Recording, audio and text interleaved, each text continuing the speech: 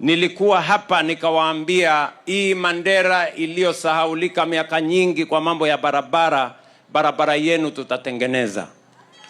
Barabara iliyokwama miaka 7 ya kutoka hapa Mandera kwenda Fino mpaka Lafe. Mimi nasimama hapa, contractor nishamrudisha, nimeweka pesa ya kutosha ya kutoa barabara hiyo kutoka hapa mpaka Fino, na hiyo barabara kutoka Fino mpaka Lafe nimeweka kandarasi. Mimi nitarudi hapa kuianzisha na kuijenga na kuikamilisha. Mandera hoye!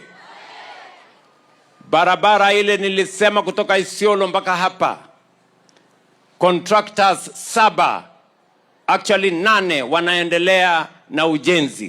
Contractors 3 wa kutoka pale Kobo kwenda Elwak na kutoka Elwak mpaka ifike hapa walikuwa wajeuri, lakini wale wajeuri niliwafukuza.